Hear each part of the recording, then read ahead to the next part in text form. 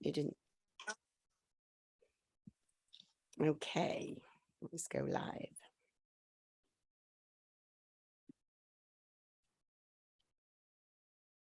Hi, everyone.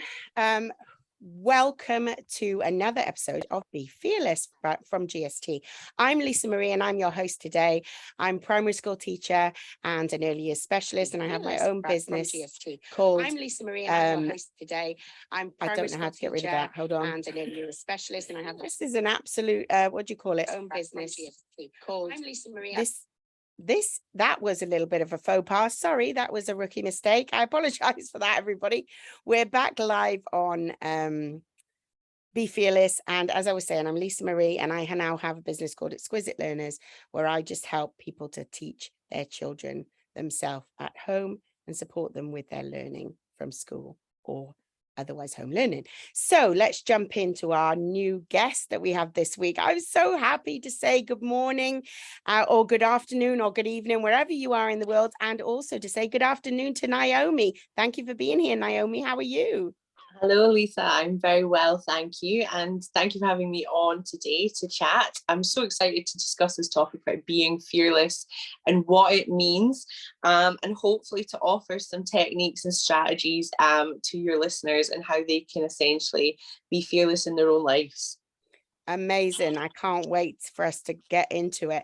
But first of all, I want to introduce you because you are a life coach and a speaker, and you do many things to help people and offer your services. So we will put all your details in the comments so that people can connect with you. But can you tell us a little bit about how you help people, Naomi? Absolutely. So I am based in Scotland, between two cities, Aberdeen and Edinburgh. I am a life coach and mental health mentor. I have had a long career in the health and social care sector within Scotland, supporting various types of services for those who are in need, and it enabled me to essentially build a business around person-centered understanding, and take the fundamentals of health and social care and apply them into a life coaching model.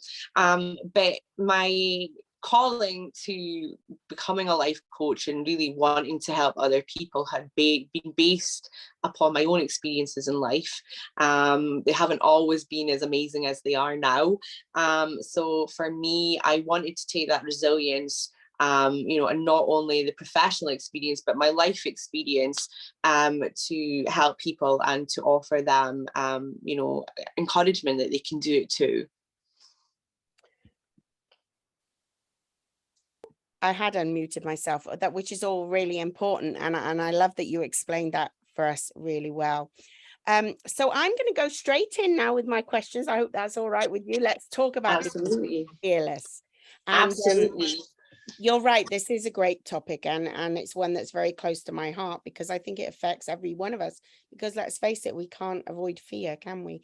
So we have to face it. It's going to be part of our lives, and we have to learn how we can cope with it. Absolutely. So today I wanted to ask you, Naomi, can you tell us about a time or some situations that have happened to you when you experienced fear, which may or may not have prevented you from doing something that you wanted to do or something that you knew you needed to do? So I think, when we look at fear is a limiting belief. It's the ultimate limiting belief, I think, when you look at things. But for me, I had a real fear for a long time, and I'm sure like so many people have felt as well, to be myself.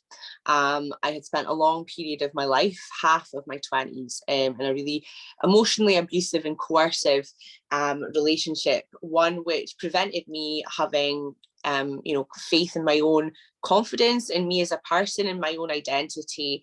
And that caused me so much fear when I finally left, and prior to becoming a coach, on who was I meant to be, and who had I been, and who did I want to be.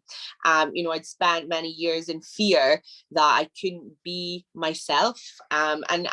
Once I had left that, I was really fearful of who I had to become. And I had wanted to use that pain that I mentioned in my introduction, about enabling other people to come through trauma, to, you know, find their confidence. But I could only do that when I'd find my own confidence.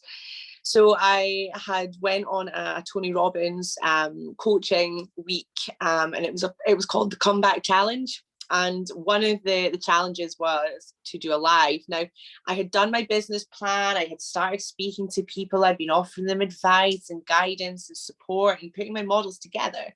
But I knew that I was going to have to speak like me and you are doing right now. And it just gave me the absolute fear. Like, I couldn't even look someone in the eye. I couldn't even make eye contact after leaving that for quite a while. So I was like, oh my God, you know, I'm watching these people, I'm comparing that I'm not good enough to do that, and I can't do that, and I'm so bloody fearful, that I had literally skirted around and observed, and I still wasn't any further forward in how I was feeling.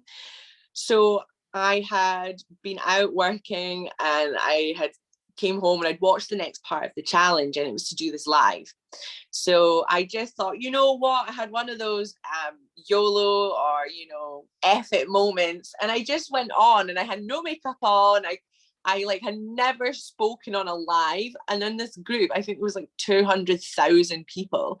So no, there was no better way to just do it than throw myself into the deep end. And now, you know, I've been very fortunate to be on national television and, you know, speaking. And so the fear is completely gone. But in the beginning, it was so massive that it was preventing me from leveling up and pivoting my life.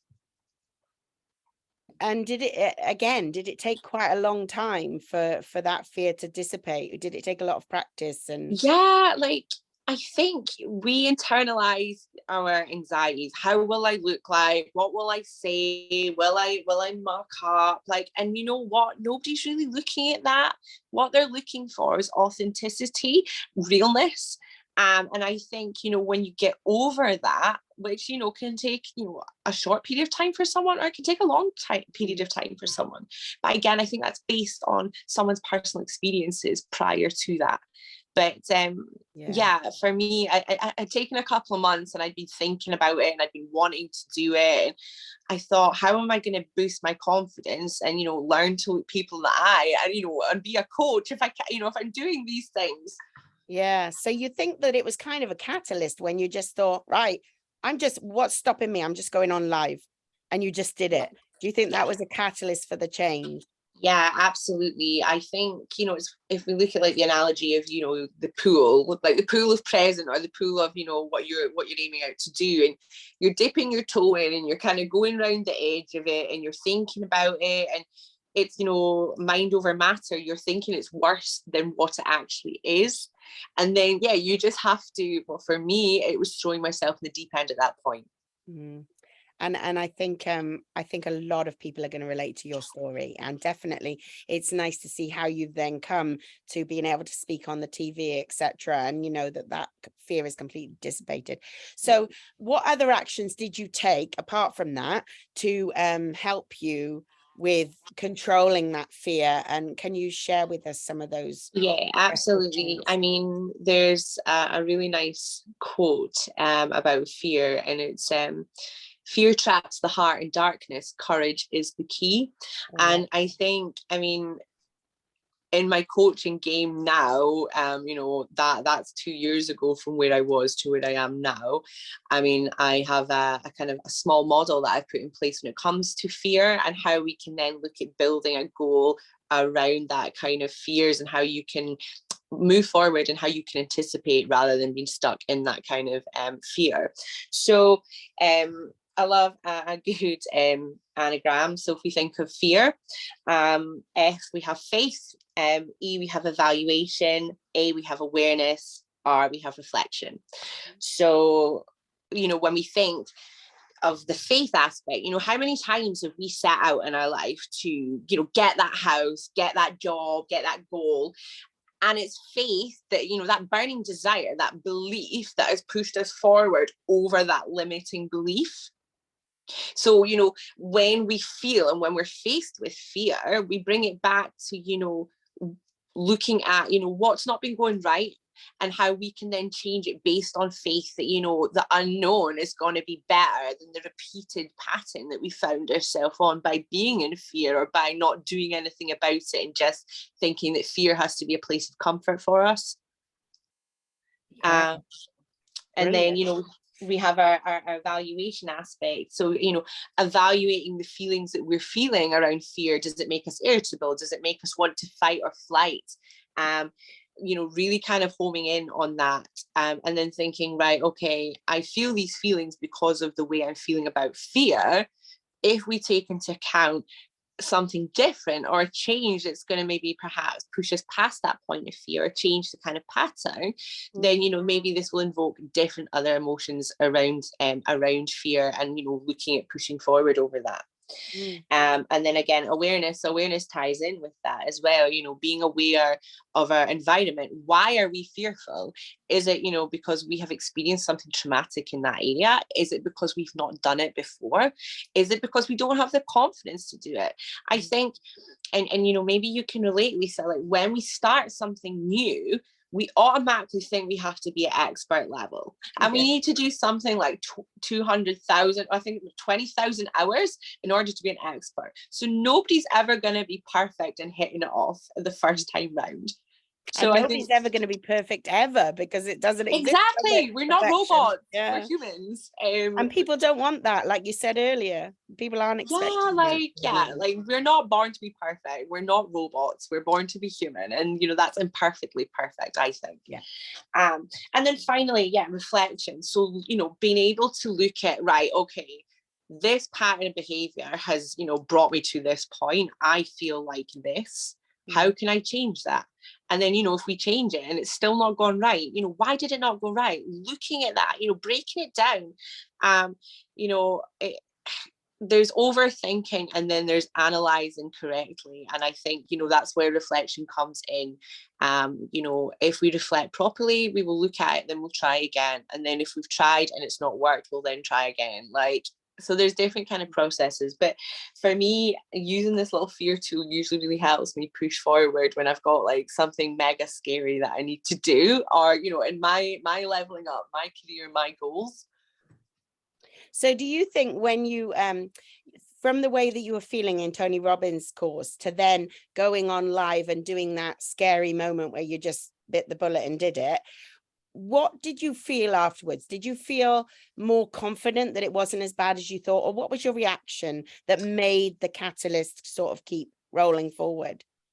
So I don't want to say it was like I got 1 million likes and I got all the comments, because it actually wasn't that for me.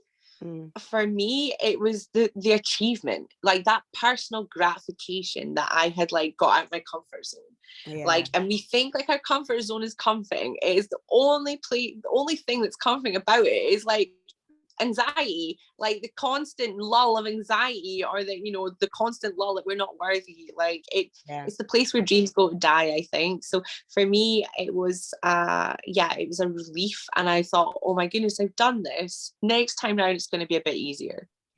And I, gosh, again, I think loads of people can relate. I certainly can. I feel everything that you're saying, and I think it's just human nature, you know, that sometimes we just have to find our way to get through that fear. And you gave some really good points when you went through the anagram as well. That was brilliant.